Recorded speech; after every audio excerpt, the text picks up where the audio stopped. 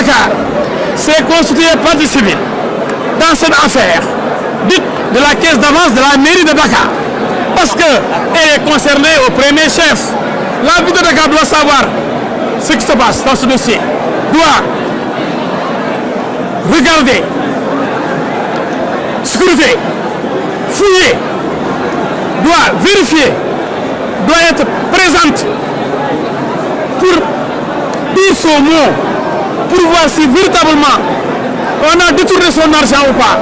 Parce qu'il s'agit de son argent, de ses deniers. Il ne s'agit pas des deniers de l'État. L'État ne peut pas se constituer partie civile.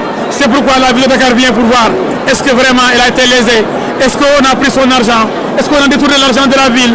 Tout ça ne peut se savoir qu'en étant là, en suivant les débats, en participant au débat.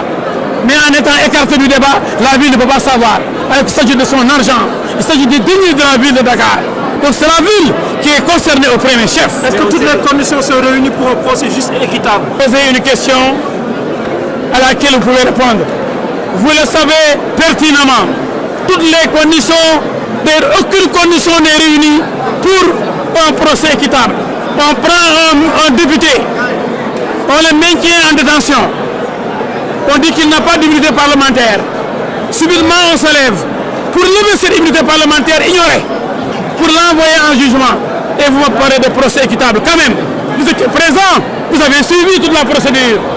Il a voulu cautionner des immeubles. On a dit non. On a connaissé des immeubles pour les Taïbou Ndiaye, pour les Ndekadi Gueye, pour d'autres. Ils sont nombreux dans les procédures de détournement de deniers publics. Chaque fois qu'il a voulu obtenir la liberté provisoire, qu'il a déposé une demande de liberté provisoire, avec toutes les garanties de représentation, avec même un cautionnement, on a dit non, vous devez rester en prison, vous devez mourir en prison, et vous osez me parler de procès équitable. Non, il n'y a pas de procès équitable. Cette audience et ce procès est une erreur d'État. Parce que des secrets pourraient être dévoilés. Or, un État ne fonctionne, tout État fonctionne sur la base de secrets.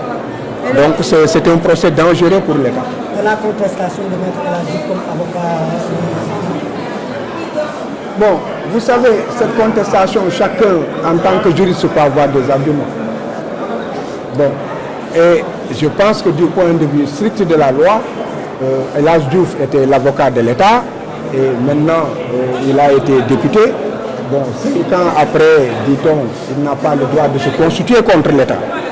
Mais aujourd'hui, est-ce qu'il s'est constitué contre l'État? Non. Je pense qu'on est en train d'interpréter abusivement la loi. El Hadji Diouf s'est constitué pour le compte d'une personne morale de droit public. Il n'a jamais dit qu'il se constituait contre l'État du Sénégal. Donc vous voyez, il y a nuance. De mon point de vue, rien ne doit l'empêcher effectivement de plaider ce dossier. Le président du tribunal a bien dit que ce procès serait un procès équitable. Vous avez entendu?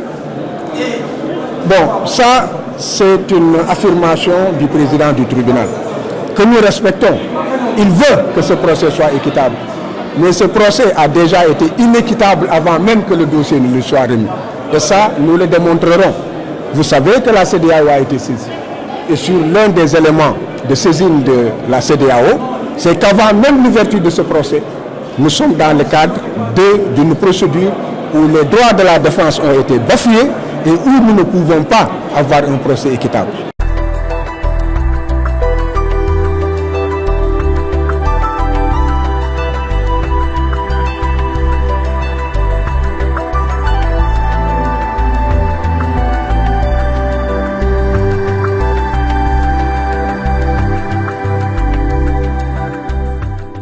Toute l'actualité sur Sen TV Sénégal.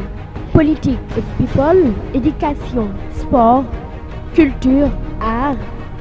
Pour plus de merveilles, abonnez-vous sur Sen TV Sénégal.